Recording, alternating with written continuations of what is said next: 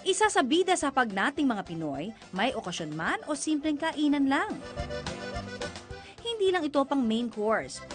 Pwede ring ipalaman sa tinapay. At iulam sa kanin. That's it, pansit. Pero paborito nating pansit, may ile-level up pa, ika nga. Pwede pa itong gawing mas healthy. Kaya naman ngayong umaga, ituturo ni Chef Michelle ang iba't ibang recipes na kikiliti sa inyong panlasa. O, tama na ang palabok at simulan na natin ang pagluluto. Good morning mga kapuso. Ngayong umaga ay gagawin nating mas healthy pa ang ating paboritong pansit.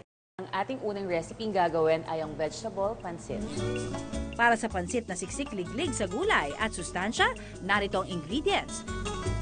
Vegetable oil, sibuyas, bawang, carrots, brown mushrooms, green beans, chicharo, repolyo, chicken stock o pinagpakuluan ng manok, asin, paminta, at syempre, pansit canton noodles.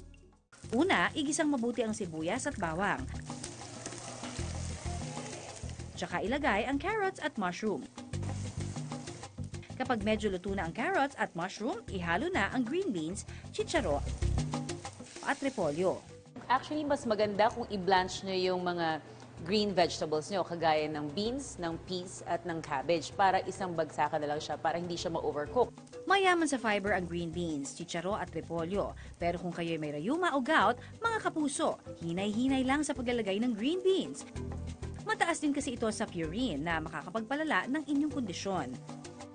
Para maging mas malasa, lagyan ng kaunting chicken stock, asin at paminta.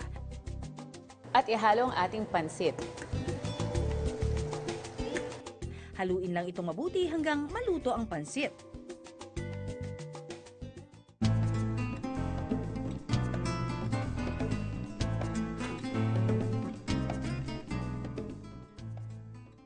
Ang susunod natin gagawin ay ang spicy stir-fried soy pansit. Para naman sa pansit na may kaunting sipaan ng anghang, ihanda ang mga sangkap na vegetable oil, bawang, siling labuyo, oyster sauce, chicken stock o pinagpakuluan ng manok, toyo, asukal, spring onions, paminta at pansit. Igisang maigi ang garlic. Ilagay ang siling labuyo. Kapag medyo brown na ang bawang, ihalo na ang oyster sauce, chicken stock at toyo. Since maalat na yung mga iba nating nilagay, pwede na natin siyang hindi lagyan ng asin. Lagyan lang natin siya ng konting asukal. At saka ilagay ang pansit, spring onions at paminta. Haluing mabuti hanggang maluto ang noodles. Tapos na ang ating spicy stir-fried soy pansit. Ang spicy pansit na ito mayaman sa antioxidants tulad ng vitamin C at beta-carotene mula sa siling labuyo. Gagawa tayo ng huling recipe natin na very interesting. Ang tawag ko dito ay sisig tofu sotanghon.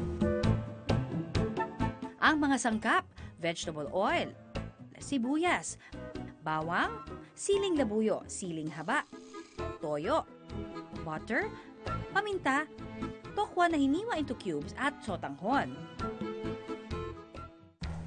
Una, igisa ang sibuyas, bawang at siling labuyo.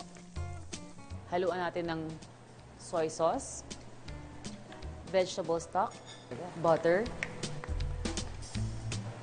green chili fingers. Budburan ng paminta at saka ihalo ang tokwa. Gisahin ang tofu hanggang maging medyo brown ito para maging crispy at maganda ang kulay. Healthy alternative sa karne ang tokwa dahil mayaman din ito sa protein. Kapag luto na ang tokwa, ilagay na ang sotanghon. Haluin mabuti hanggang lumambot na ang sotanghon.